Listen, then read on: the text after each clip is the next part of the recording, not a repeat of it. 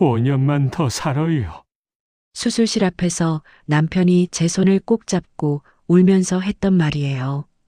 그런데 먼저 간 사람은 남편이었습니다.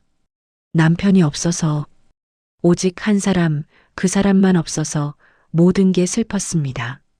80평생 그를 몰랐던 제가 처음으로 연필을 잡았을 때 가장 먼저 쓴 글자는 제 이름이 아니었어요.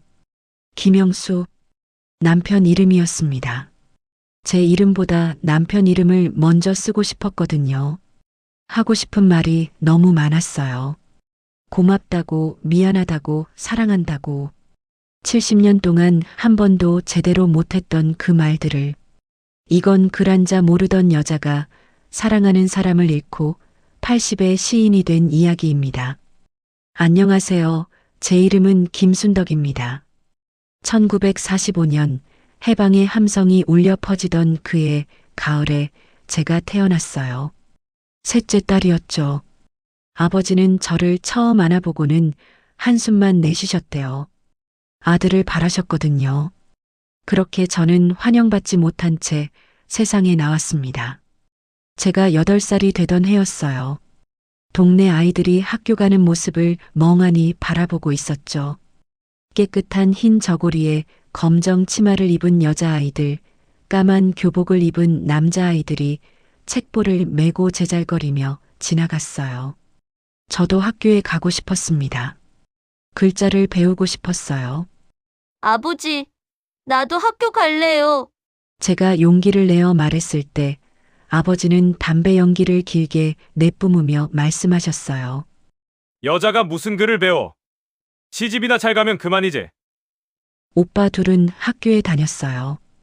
큰 오빠는 중학교까지, 작은 오빠는 고등학교까지 보냈습니다.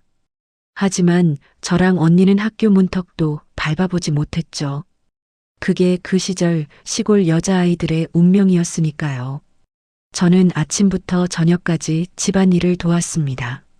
물을 길어 나르고 밭일을 거들고 동생들을 돌봤어요. 손이 거칠어지고 얼굴이 까맣게 그을렸지만 아무도 저를 불쌍하게 여기지 않았어요. 다들 그렇게 살았으니까요. 그렇게 세월이 흘러 제가 15이 되었습니다. 이미 어엿한 처녀였죠. 어느 봄날 어머니 심부름으로 장에 갔다가 그곳에서 한 청년을 만났어요. 18살 영수였습니다. 영수는 이웃 마을에 사는 농부의 아들이었어요. 키가 훤칠하고 얼굴이 검었지만 눈빛만은 맑았죠. 아가씨, 이거 떨어뜨렸어요. 영수가 제가 흘린 동전을 주워 건네며 말했어요. 저는 고맙다는 인사도 제대로 못하고 얼굴만 붉혔죠. 그날 이후로 장날이면 우리 둘은 자꾸 마주쳤습니다. 우연인지 필연인지 영수는 늘 제가 있는 곳 근처에 있었어요. 어느 날 영수가 조심스럽게 물었습니다. 순덕씨, 글 좀 아세요? 편지 하나 쓰고 싶은데. 저는 고개를 숙였어요. 부끄러웠습니다. 15이나 먹었는데 제 이름 석자도 못 쓰는 게 창피했거든요. 아니요. 저는 글을 못 읽어요. 그렇게 작은 목소리로 대답했을 때 저는 영수가 저를 무시할 거라 생각했어요. 다들 그랬으니까요. 글 모르는 사람을 한심하다는 듯 쳐다봤으니까요. 그런데 영수는 웃으며 말했습니다. 괜찮아요. 나도 겨우 이름 쓸 줄 아는 정도예요. 글 몰라도 사는데 지장 없어요. 그 말이 제 가슴을 따뜻하게 만들었어요. 평생 처음으로 누군가가 저를 있는 그대로 받아들여주는 것 같았습니다. 그날부터 저는 영수를 볼 때마다 가슴이 두근거렸어요. 우리는 장에서 만날 때마다 짧은 대화를 나눴습니다.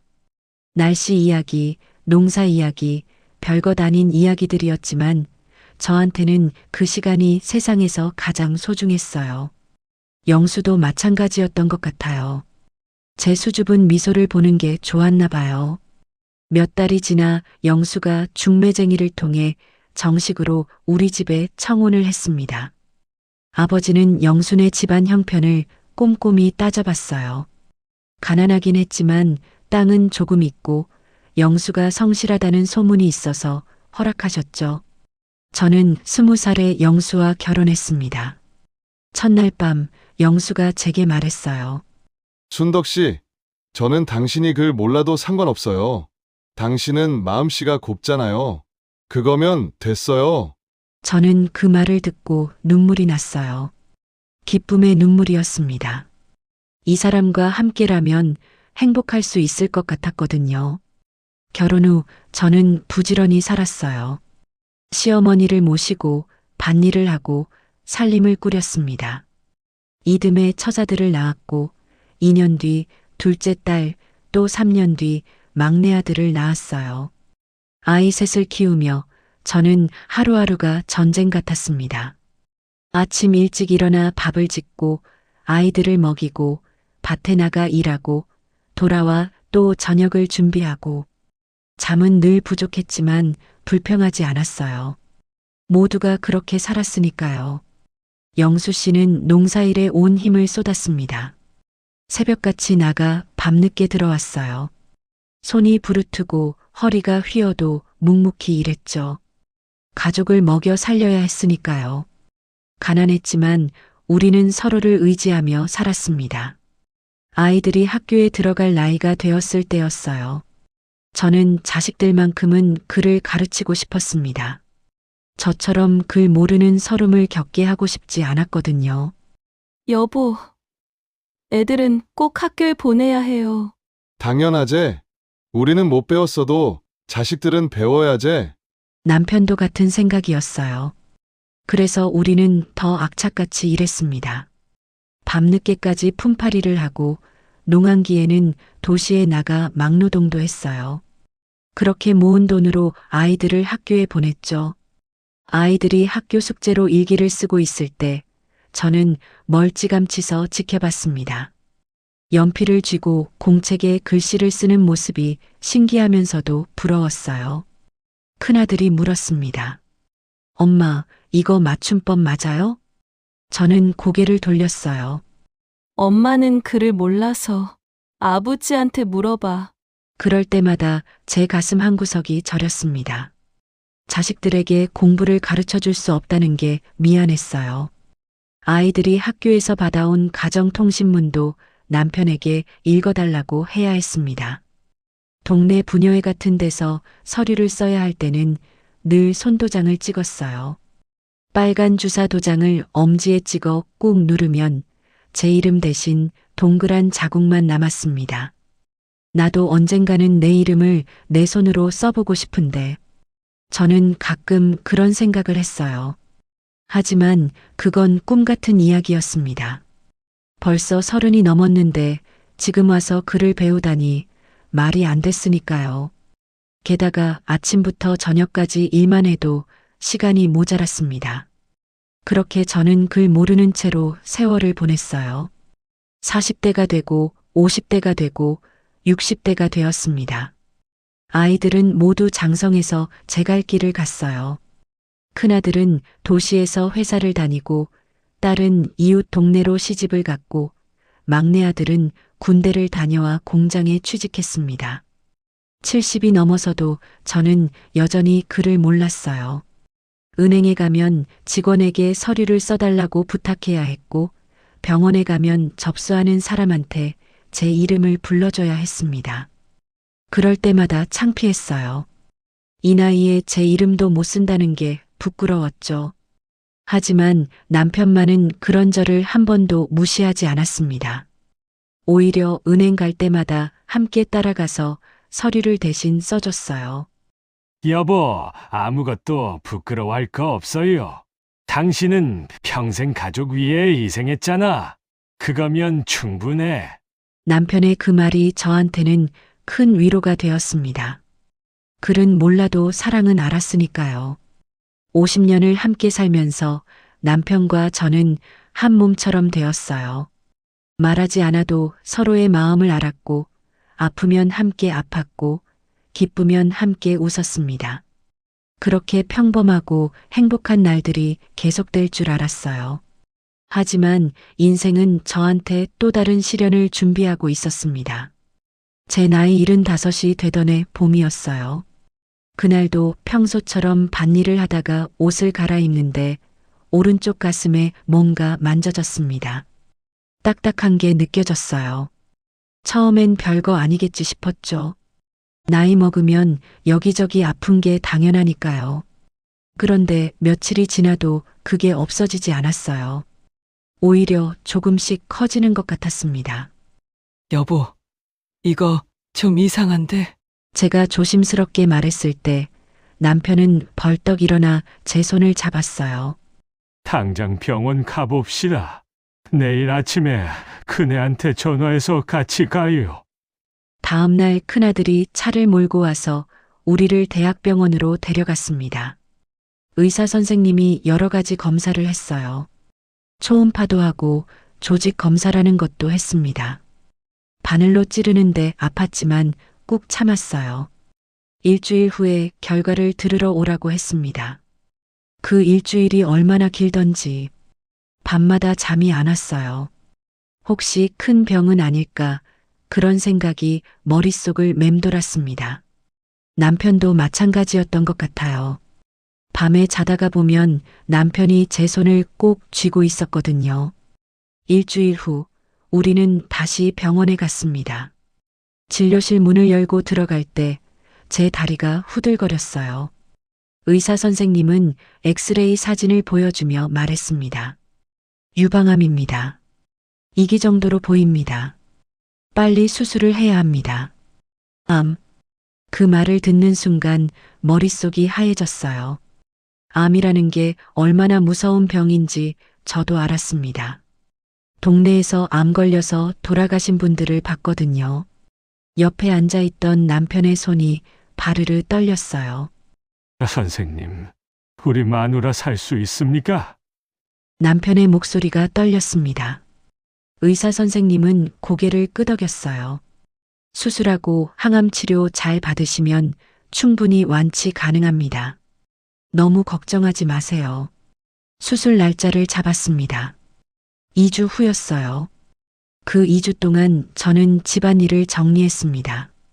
혹시 제가 수술대에서 못 내려올 수도 있으니까요. 김장 김치도 미리 담가놓고 된장도 새로 담그고 남편이 좋아하는 반찬들도 만들어서 냉동실에 가득 채워놨어요. 여보, 왜 이렇게 많이 해놔요? 당신 금방 날 거예요. 남편이 말했지만 목소리에 힘이 없었습니다. 저도 알았어요. 남편도 무섭다는 걸. 수술 전날 밤 우리는 나란히 누워 있었습니다. 남편이 제 손을 잡고 말했어요. 여보, 나 무서워요. 당신 없으면 나 어떻게 살아요? 78살 노인네가 아이처럼 우는 거예요. 평생 처음 보는 모습이었습니다. 전쟁도 겪고 가난도 이겨내고 온갖 고생을 다해도 눈물 한 방울 안 보이던 사람이 제 앞에서 울고 있었어요. 영감, 울지 마세요. 나 괜찮을 거예요. 선생님이 살 수 있다잖아요. 제가 영감의 등을 토닥였습니다. 사실 저도 무서웠어요. 하지만 남편 앞에서는 강한 척했죠. 수술 당일 아침 수술복으로 갈아입고 침대에 누워 있을 때 남편이 들어왔습니다. 빨간 눈으로 제 손을 꼭 잡았어요. 여보, 순덕 씨, 제발 5년만 더 살아요. 아니, 10년만 더 살아요. 당신 없으면 난 못 살아요. 남편의 눈에서 눈물이 주르륵 흘러내렸습니다. 저는 그 모습을 보면서 생각했어요. 아, 이 사람이 나를 이렇게나 사랑하고 있었구나. 50년을 함께 살면서도 몰랐던 마음을 그제야 알게 된 거예요. 영감, 걱정 마세요. 나 꼭 살아서 나올게요. 우리 아직 할 일 많잖아요. 손주들 결혼도 봐야 하고. 그때 간호사가 들어와서 수술실로 가자고 했습니다. 침대가 움직이기 시작했어요. 복도를 지나가면서 뒤를 돌아보니 영감이 벽에 기대서서 엉엉 울고 있었습니다. 평생 그렇게 우는 걸 본 적이 없었어요. 수술은 3시간 걸렸다고 합니다. 제가 정신을 차렸을 때는 회복실에 있었어요. 온몸이 아팠습니다. 가슴 쪽이 특히 아팠어요. 눈을 뜨니 남편이 제 옆에 앉아 있었습니다. 여보, 정신 차렸어요? 수술 잘 됐대요. 걱정 마세요. 남편의 얼굴이 확 늙어 보였어요. 단 몇 시간 만에 몇 년은 늙은 것 같았습니다. 일주일 후 퇴원했어요. 집에 오니 그제야 좀 안심이 되었습니다. 하지만 의사 선생님이 말했어요. 항암 치료를 받아야 한다고요. 암세포가 다른 데로 퍼지지 않게 하려면 꼭 필요하다고 했습니다. 항암 치료가 시작되었습니다. 2주에 한 번씩 병원에 가서 주사를 맞았어요.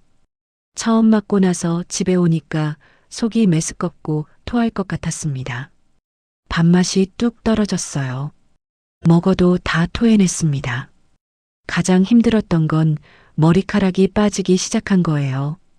어느 날 아침 일어나 베개를 보니 머리카락이 한 움큼 떨어져 있었습니다.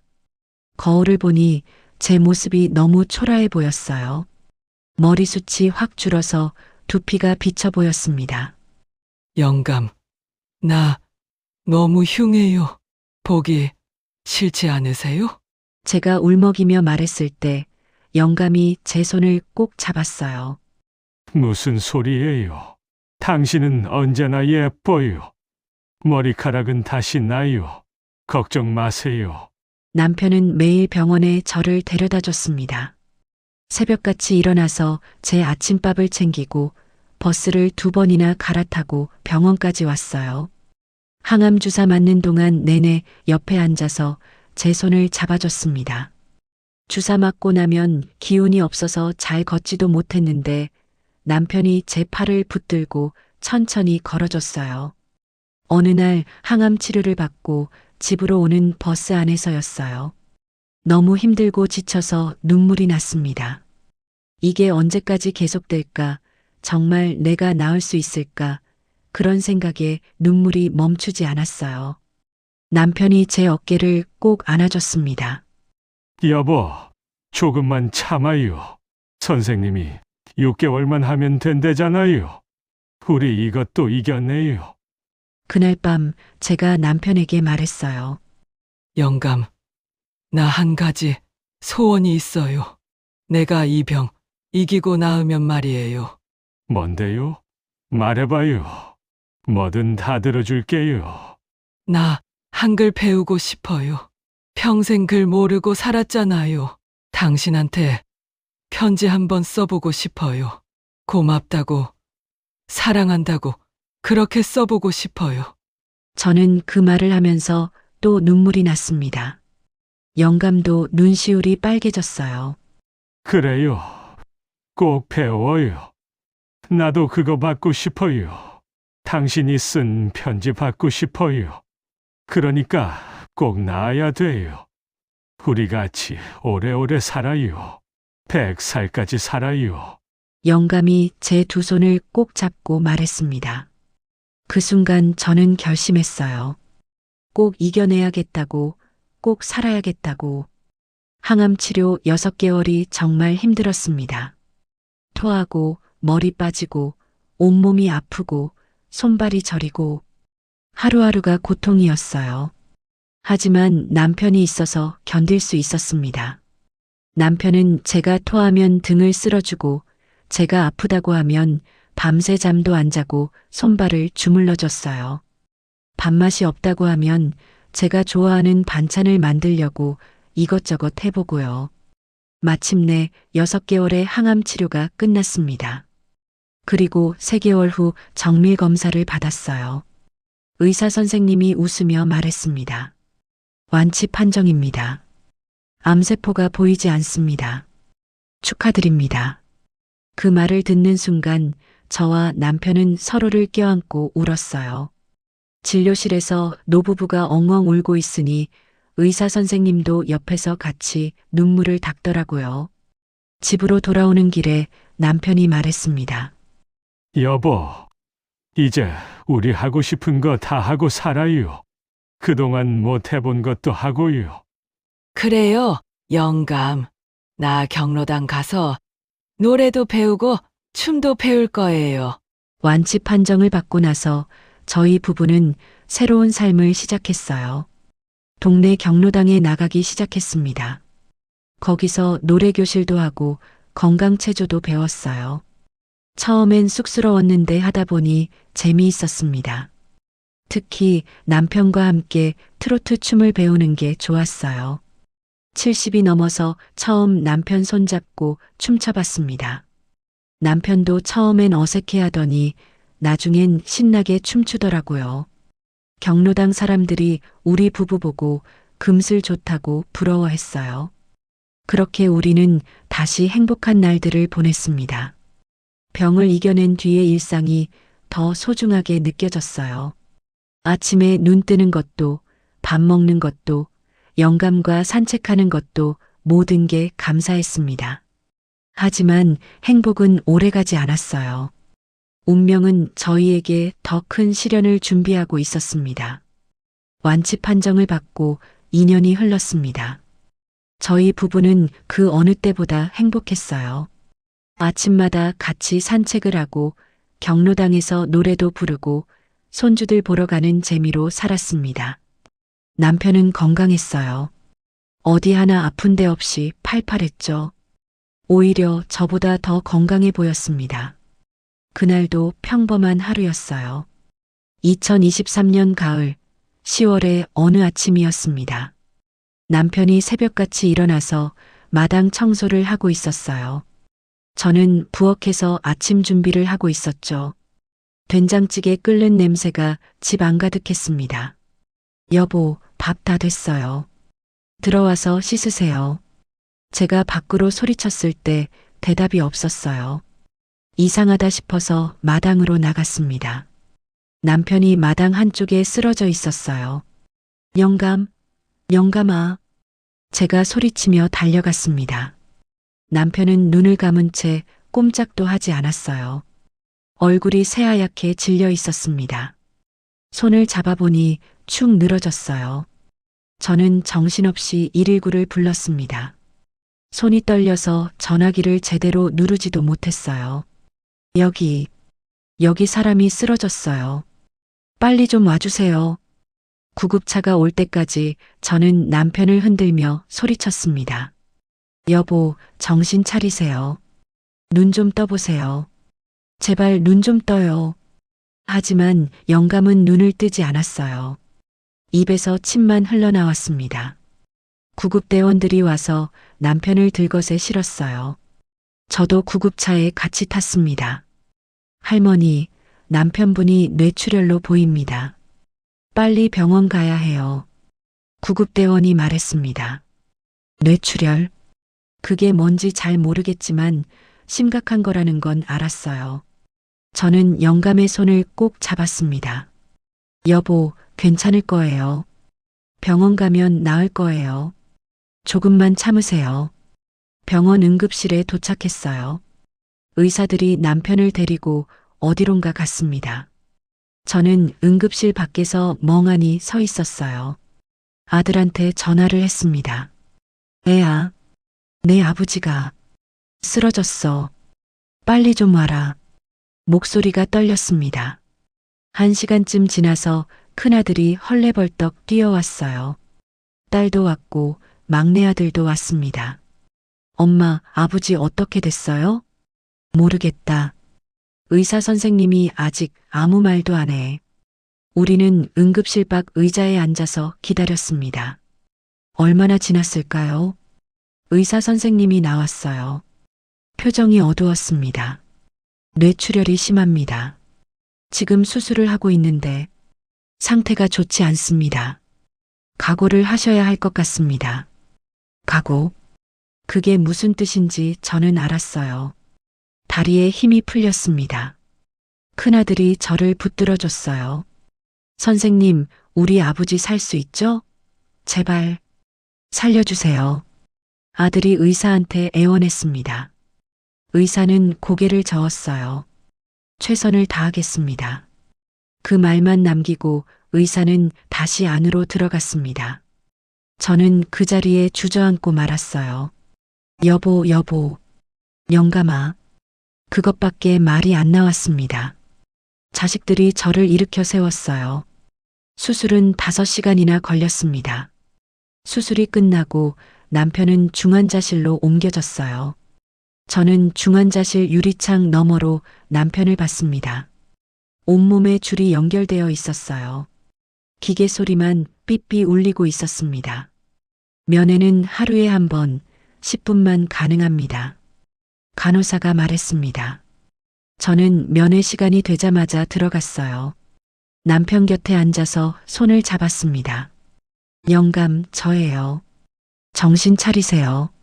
눈 좀 떠보세요. 하지만 남편은 대답이 없었어요. 눈도 뜨지 않았습니다. 저는 남편의 손을 쓰다듬으며 말했어요. 영감, 나 여기 있어요. 나 어디 안 가요. 당신이 깰 때까지 여기서 기다릴게요. 그러니까 제발 눈 좀 떠요. 응? 10분이 너무 짧았습니다. 간호사가 나가라고 했어요. 저는 하루 종일 중환자실 밖에서 기다렸습니다. 의자에 앉아서 유리창만 쳐다봤어요. 첫째 날이 지나고 둘째 날이 지났습니다. 남편은 깨어나지 않았어요. 의사 선생님이 말했습니다. 혼수 상태입니다. 언제 깨어날지 모릅니다. 저는 매일 면회 시간마다 들어가서 남편한테 말을 걸었어요. 여보, 오늘 날씨 좋더라고요.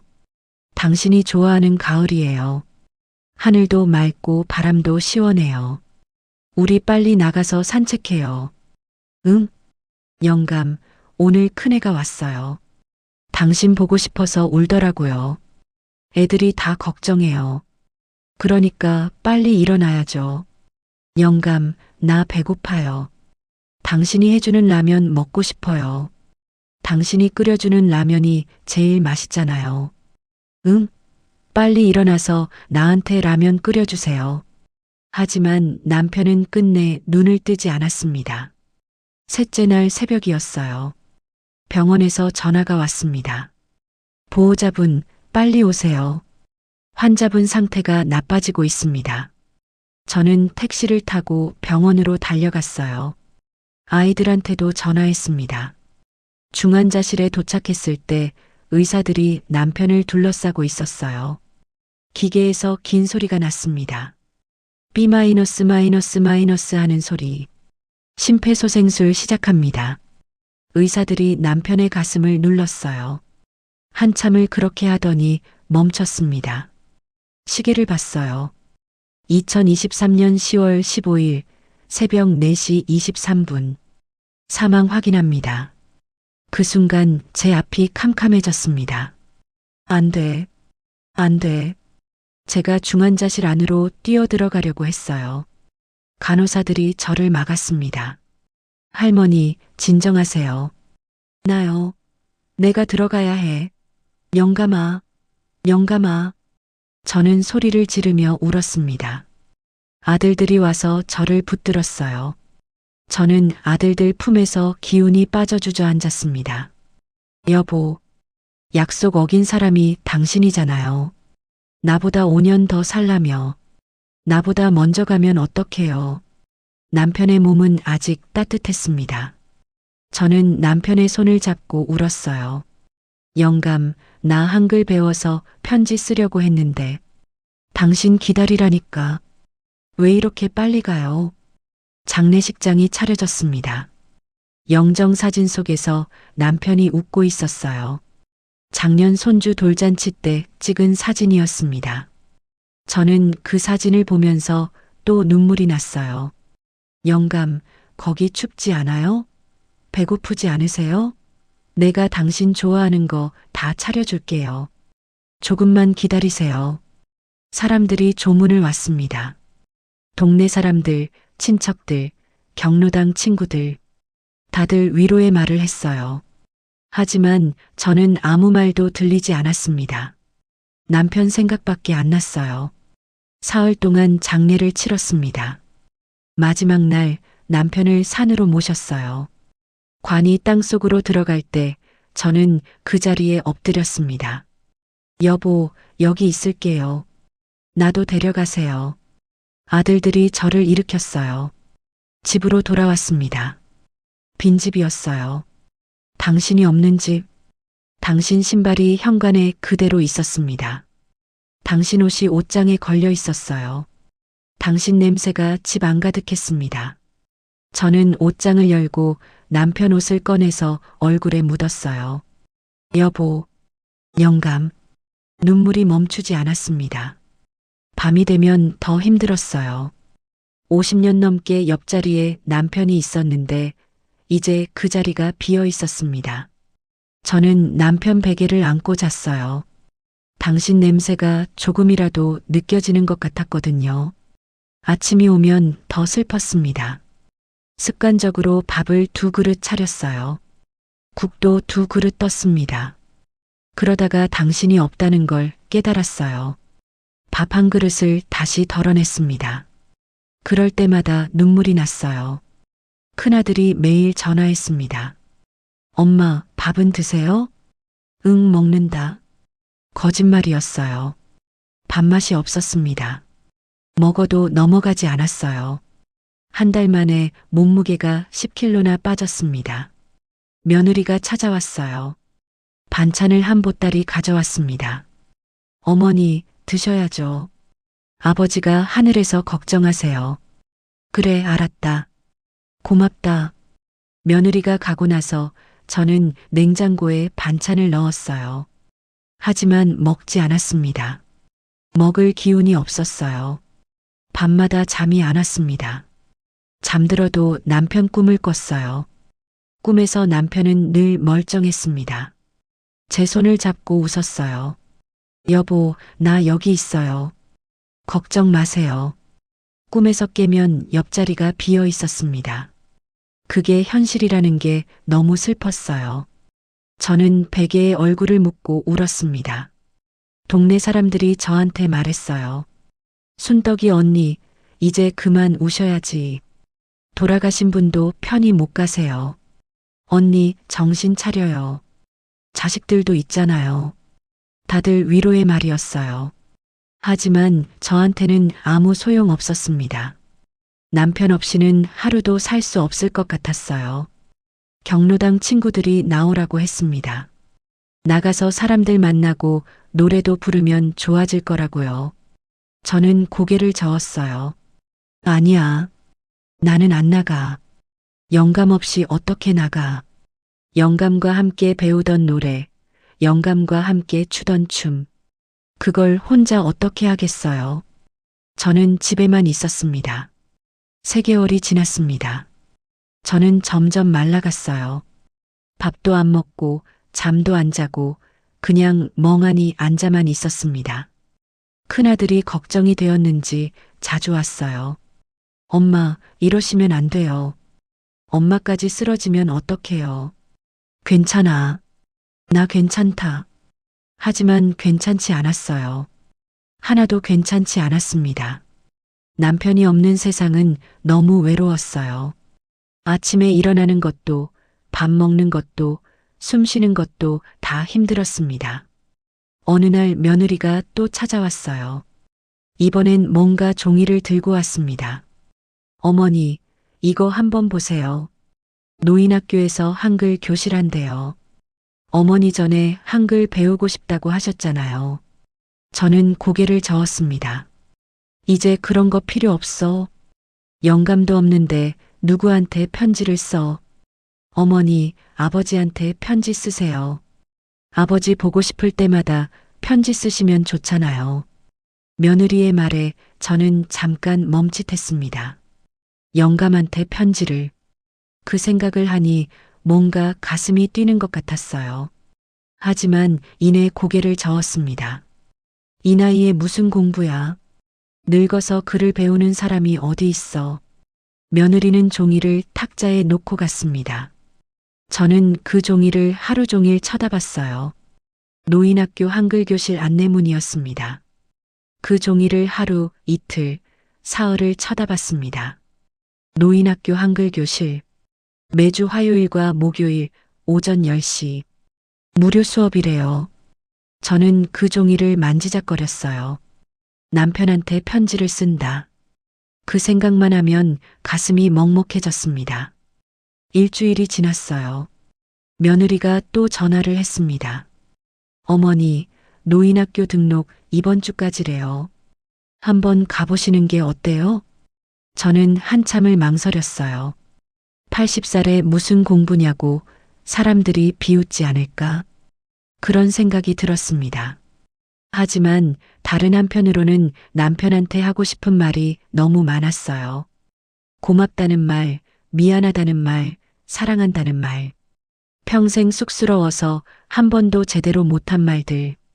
그래, 한번 가볼게. 제가 작은 목소리로 대답했습니다. 며느리가 기뻐하며 말했어요.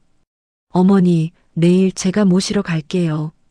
다음 날 아침 며느리가 차를 몰고 왔어요. 저는 한참을 망설이다가 겨우 현관문을 나섰습니다. 오랜만에 밖에 나가는 거였어요. 남편이 돌아가시고 나서 집 밖에 거의 안 나갔거든요. 노인학교는 동네 복지관 2층에 있었습니다. 들어가니까 저처럼 나이 드신 분들이 여러 계셨어요. 선생님은 젊은 여자분이었습니다. 26쯤 되어 보였어요. 어르신, 처음 오셨어요?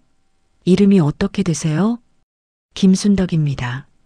아, 며느님이 미리 연락 주셨어요. 어서 오세요. 여기 앉으세요. 선생님이 저를 맨 앞자리로 안내했습니다. 책상이 있고 의자가 있었어요. 꼭 옛날 학교 같았습니다. 선생님이 공책 한 권과 연필을 주셨어요. 오늘부터 한글 배우실 거예요. 천천히 하나씩 배우면 돼요. 걱정하지 마세요. 수업이 시작되었습니다. 선생님이 칠판에 기역, 니은, 디귿을 크게 썼어요. 자, 따라 써보세요. 기역, 니은, 디귿. 저는 떨리는 손으로 연필을 잡았습니다. 80평생 처음 제대로 연필을 쥐어보는 거였어요. 기억을 따라 그렸습니다. 삐뚤빼뚤했어요. 옆에 앉은 할머니가 제 글씨를 보고 웃었습니다. 언니, 연필을 너무 세게 쥐었어. 힘 빼고 천천히 써봐. 그 할머니도 저처럼 글을 배우러 온 분이었어요. 나이는 저보다 조금 어려 보였습니다.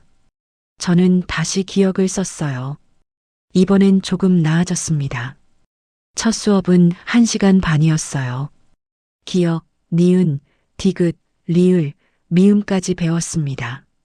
고작 5글자였지만 머리가 아팠어요.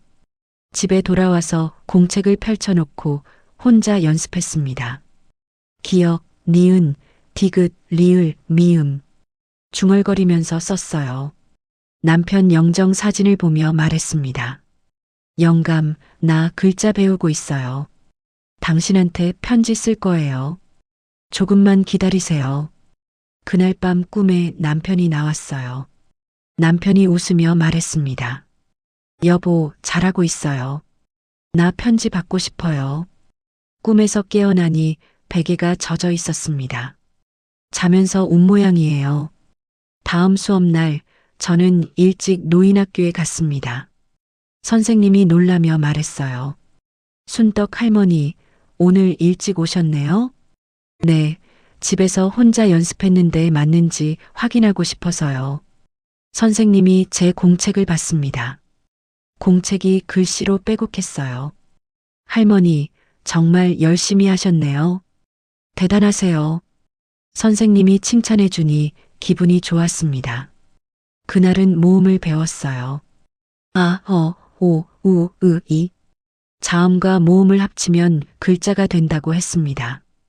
가, 나, 다, 라, 마. 신기했어요. 이게 글자구나. 한 달이 지났습니다. 저는 한글을 조금씩 읽을 수 있게 되었어요. 간판 글씨를 보면 더듬더듬 읽어봤습니다. 슈퍼마켓, 약국, 병원. 읽을 수 있다는 게 신기했어요. 2달째 선생님이 받아쓰기를 시켰습니다. 할머니들, 이제 짧은 단어를 써볼 거예요. 쓰고 싶은 단어를 한번 써보세요. 저는 공책에 한 글자 한 글자 정성껏 썼어요. 김영수. 처음으로 쓴 글자가 남편 이름 김영수였습니다. 80년 만에 처음이었어요. 눈물이 났습니다. 할머니, 왜 우세요? 옆자리 할머니가 물었어요. 아니에요. 그냥 기쁘고 신기해서요. 3달째 저는 한글을 거의 다 깨쳤습니다. 신문도 천천히 읽을 수 있게 되었어요. 선생님이 말했습니다. 이제 문장 쓰기를 배울 거예요. 여러분이 하고 싶은 말을 글로 써보세요. 저는 공책에 썼습니다. 영감, 보고 싶어요. 삐뚤빼뚤했지만 제가 쓴 문장이었어요. 선생님이 제 공책을 보고 말했어요. 할머니, 남편분 많이 보고 싶으시죠? 네. 매일 보고 싶어요. 그럼 할머니, 남편분한테 편지 써보는 게 어때요? 숙제로요. 집에 돌아와서 저는 한참을 고민했습니다. 영감한테 뭐라고 쓸까? 하고 싶은 말이 너무 많았어요. 그런데 글로 쓰려니 어려웠습니다. 저는 연필을 들고 한 글자씩 썼어요. 영감, 나예요. 나 한글 배웠어요. 이제 글을 쓸 수 있어요. 고마웠어요. 사랑했어요. 짧은 문장이었지만 1시간이나 걸렸습니다. 다 쓰고 나니 눈물이 났어요. 저는 그 편지를 들고 남편 영정 앞에 앉았습니다. 영감, 제가 쓴 편지예요. 읽어드릴게요. 떨리는 목소리로 편지를 읽었습니다. 다 읽고 나니 눈물이 멈추지 않았어요. 넉 달째 큰아들네 손주가 결혼을 했습니다. 증손주 결혼식이었어요. 예식장에 갔는데 참 화려했습니다. 신랑 신부가 너무 예뻤어요. 사람들이 다 축하했습니다. 그런데 저는 자꾸 눈물이 났어요. 행복한 자리인데 슬펐습니다. 옆자리가 비어 있었거든요. 남편이 없었어요. 할머니, 왜 우세요? 오늘 좋은 날인데. 손주가 물었습니다. 아니야. 그냥 너무 예뻐서. 거짓말이었어요. 영감이 있었으면 얼마나 좋아했을까. 증손주 결혼식을 꼭 보고 싶어 했는데. 며칠 후 큰아들이 집에 왔습니다. 큰 봉지를 들고요. 엄마, 동태 사왔어요. 엄마 좋아하시잖아요. 동태탕 해드릴게요. 아들이 부엌에서 동태탕을 만들었어요. 매콤한 냄새가 집안에 퍼졌습니다. 영감이 제일 좋아하던 음식이었어요. 저는 또 눈물이 났습니다. 엄마, 왜 또 우세요? 아니야. 고춧가루가 눈에 들어가서. 하지만 아들도 알았을 거예요. 제가 왜 우는지. 동태탕을 먹는데 목이 메었습니다. 영감 없이 먹는 동태탕은 맛이 없었어요. 가을이 되었습니다. 어느 날 며느리가 왔어요. 큰 쇼핑백을 들고요. 어머니, 이거 입으세요. 날씨 추워지는데 따뜻한 잠바 사왔어요. 메이커 잠바였어요. 제 평생 그런 비싼 옷은 처음이었습니다. 이게 얼마짜리인데 너무 비싼 거 아니냐? 아니에요. 어머니 입으시는 거 보고 싶어서요. 한번 입어보세요. 며느리가 제게 잠바를 입혀줬어요.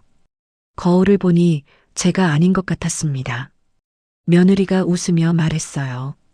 어머니, 정말 잘 어울리세요. 고마웠어요. 며느리가 이렇게 신경 써주는 게. 하지만 또 눈물이 났습니다. 영감한테 보여주고 싶었어요. 이뻐요? 나한테 잘 어울려요? 그렇게 물어보고 싶었는데 물어볼 사람이 없었습니다. 어머니, 또 우세요? 며느리가 걱정스럽게 물었어요. 아니야. 그냥 고마워서. 좋은 일이 생길 때마다, 기쁜 일이 있을 때마다 남편이 없다는 게 더 슬펐어요. 6달째 선생님이 숙제를 내주셨습니다. 여러분, 이번에는 특별한 숙제예요. 여러분이 가장 그리운 사람에 대해 글을 써보세요. 시도 좋고, 편지도 좋고, 일기도 좋아요. 마음 가는 대로 써보세요. 집에 와서 저는 공책을 펼쳤습니다. 가장 그리운 사람. 당연히 남편이었어요. 저는 남편 영정 사진을 보면서 생각했습니다. 영감한테 하고 싶은 말이 뭘까? 한참을 생각하다가 연필을 들었어요. 그리고 한 글자씩 썼습니다. 오직 한 사람. 5년만 더 살아. 울음 섞인 당신의 그 애달픈 기도.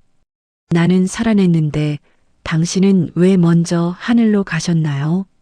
손주 결혼식, 비어있는 당신 자리. 아들 동태탕에 목이 메고 며느리 잠바 품고도 시린 건 오직 한 사람 당신이 없어서. 모든 기쁨과 슬픔의 끝에 닿지 않는 그리움의 이름. 당신, 따라가면 만날 수 있나요? 오늘도 눈물로 그 5년을 살아갑니다. 다 쓰고 나니 눈물이 났습니다. 제 마음이 글자가 되었어요. 남편한테 하고 싶었던 말이 드디어 글이 되었습니다. 다음 수업날 선생님이 말했어요. 오늘은 여러분이 쓴 글을 발표해 볼 거예요. 누가 먼저 해볼래요? 아무도 손을 들지 않았습니다. 다들 부끄러워했어요. 그런데 저는 용기를 냈습니다. 손을 들었어요. 선생님, 제가 할게요. 오, 순떡 할머니. 나와서 읽어보세요. 저는 떨리는 다리로 앞으로 나갔습니다. 공책을 펼치고 떨리는 목소리로 읽었어요. 제가 쓴 글을, 남편한테 쓴 마음을. 교실이 조용해졌습니다. 다 읽고 나서 고개를 들었더니 선생님이 눈물을 닦고 있었어요. 할머니들도 울고 있었습니다. 할머니, 정말 아름다운 글이에요. 선생님이 제 손을 꼭 잡았습니다. 저도 눈물이 났어요. 하지만 이번엔 슬픈 눈물만은 아니었습니다. 뭔가 제 안에 있던 것들이 다 나온 것 같았어요. 수업이 끝나고 저는 그 글을 들고 집에 왔습니다. 남편 영정 앞에 앉아서 다시 한번 읽어줬어요. 영감, 들으셨어요? 이게 제 마음이에요. 당신이 보고 싶어요. 매일 보고 싶어요. 그날 밤 저는 오랜만에 편안하게 잤습니다. 뭔가 한 가지 짐을 내려놓은 것 같았어요. 노인학교에서 시 낭독 발표회가 있다는 소식을 들었습니다. 선생님이 말했어요. 여러분이 쓴 글 중에서 좋은 작품을 골라서 발표회를 할 거예요. 가족들도 초대하고 동네 분들도 오시고요. 순덕 할머니, 할머니씩 꼭 발표하세요. 저는 고개를 저었습니다. 아니에요. 제 글은 부끄러워요. 할머니, 정말 좋은 시예요. 많은 분들이 들으셨으면 좋겠어요. 선생님이 계속 권했어요. 저는 망설였습니다. 제가 쓴 시를 사람들 앞에서 읽는다니 상상만 해도 떨렸어요. 며느리한테 전화가 왔습니다. 어머니, 발표회 하신다며요? 저희 다 갈게요. 아이들도 데려갈게요. 아니야. 오지 마. 부끄러워. 어머니, 저희가 꼭 보고 싶어요. 어머니가 얼마나 열심히 하셨는데요. 발표의 날이 다가왔습니다. 2024년 봄 4월의 어느 토요일이었어요. 저는 아침부터 긴장이 되어서 밥도 제대로 못 먹었습니다. 손이 계속 떨렸어요. 복지관 강당에 사람들이 모였습니다. 가족들, 동네 분들, 복지관 직원들. 생각보다 많은 사람들이었어요. 큰아들 가족도 왔고, 딸도 왔고, 막내 아들 가족도 왔습니다. 손주들, 증손주들까지 다 왔어요. 할머니, 파이팅! 증손주가 제게 손을 흔들었습니다. 저는 떨리는 손으로 손을 흔들어 주었어요. 발표회가 시작되었습니다. 다른 할머니들이 먼저 시를 낭독했어요. 다들 좋은 시였습니다. 고향을 그리워하는 시, 자식을 생각하는 시, 젊은 시절을 회상하는 시. 사람들이 박수를 쳤어요. 드디어 제 차례가 되었습니다. 다음은 김순덕 할머니입니다. 할머니께서 남편분을 그리워하며 쓰신 시 오직 한 사람을 낭독하시겠습니다. 선생님의 소개가 끝났어요. 저는 떨리는 다리로 단상에 올라갔습니다. 마이크 앞에 섰어요. 사람들이 다 저를 쳐다보고 있었습니다. 손에 든 종이가 바들바들 떨렸어요. 저는 80평생 글을 몰랐습니다. 학교도 못 갔고 제 이름도 못 썼어요. 제 목소리가 강당에 울렸습니다. 제가 아플 때 남편과 약속했어요. 나으면 한글 배워서 편지 쓰겠다고. 근데 제가 나았는데 남편이 먼저 하늘나라로 갔습니다. 목이 메었어요. 잠시 멈췄다가 다시 말했습니다. 남편한테 하고 싶은 말이 너무 많았어요. 그래서 여기 와서 한글을 배웠습니다. 그리고 이 시를 썼어요. 저는 종이를 펼쳤습니다. 떨리는 목소리로 시를 읽기 시작했어요. 오직 한 사람. 한 줄 한 줄 읽을 때마다 눈물이 났습니다. 목소리가 떨렸어요. 하지만 끝까지 읽었습니다. 제 마음을 다 담아서 시를 다 읽고 고개를 들었을 때 강당이 조용했습니다. 그리고 누군가 흐느끼는 소리가 들렸어요. 며느리가 울고 있었어요. 딸도 울고 있었고 큰아들도 눈물을 닦고 있었습니다. 그리고 박수가 터져 나왔습니다. 우레와 같은 박수였어요. 사람들이 일어나서 박수를 쳤습니다. 선생님도 울면서 박수를 치고 있었어요. 저는 단상에서 내려왔습니다. 아이들이 달려와서 저를 안았어요. 엄마, 정말 좋았어요. 할머니, 너무 감동적이었어요. 아이들이 제 손을 잡았습니다. 저는 울었어요. 하지만 이번엔 슬픈 눈물만은 아니었습니다. 뭔가 후련한 느낌이었어요. 발표회가 끝나고 집으로 돌아왔습니다. 저는 제가 낭독한 시를 영정 사진 앞에 놓았어요. 그리고 영감한테 말했습니다. 영감아, 나 이제 편지 쓸 수 있어요. 미안해요.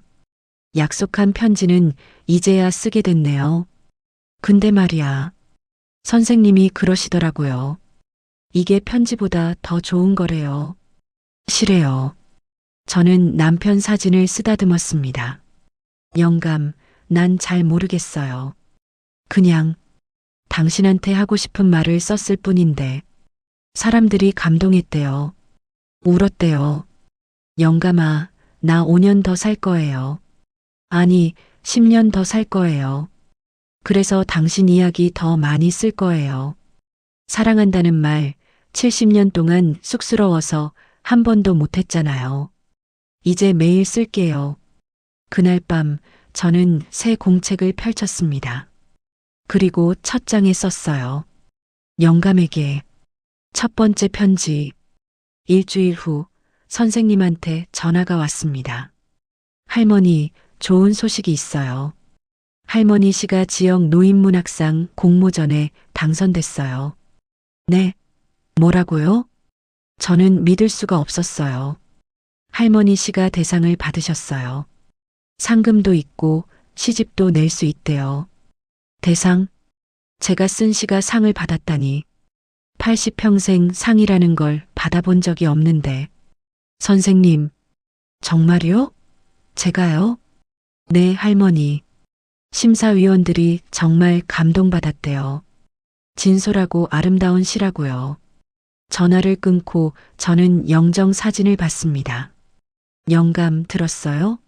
내가 상 받았대요. 나 같은 할망구가 말이에요. 저는 웃었어요. 오랜만에 제대로 웃었습니다. 시상식이 있었어요. 큰 강당에서 했습니다. 저는 무대에 올라가서 상장과 상금을 받았어요. 사람들이 박수를 쳤습니다. 플래시가 터졌어요. 수상 소감 한 말씀 해주세요. 제가 마이크 앞에 섰습니다. 저는 80평생 글을 모르고 살았습니다. 그런데 사랑하는 사람이 하늘나라로 가고 나서 그 사람한테 하고 싶은 말이 너무 많았어요. 그래서 글을 배웠습니다. 제 목소리가 떨렸어요. 늦었다고 생각할 때가 가장 빠를 때라고 하더라고요. 저는 80에 시작했지만 늦지 않았어요. 여러분도 하고 싶은 거 있으면 지금 하세요. 나이는 숫자일 뿐이에요. 사람들이 일어나서 박수를 쳤습니다. 그 후로 저는 계속 글을 썼어요. 영감한테 보내는 편지를 매일 썼습니다. 우리가 함께했던 날들, 영감이 해줬던 말들, 제가 고마웠던 순간들, 다 글로 남겼어요. 1년 후 제 수필집이 나왔습니다. 제목은 오직 한 사람이었어요. 책 표지에는 제 이름이 쓰여 있었습니다. 김순덕 지음. 제 평생 처음으로 제 이름이 활자가 되었어요. 출판 기념회를 했습니다. 가족들이 다 왔어요. 동네 사람들도 왔고 노인학교 친구들도 왔습니다. 저는 제 책에 사인을 해줬어요. 80년 넘게 제 이름도 못 쓰던 제가 이제는 사람들한테 사인을 해주고 있었습니다. 집에 돌아와서 저는 책 한 권을 영정 사진 앞에 놓았어요. 영감, 나 책 냈어요. 우리 이야기를 담은 책이에요.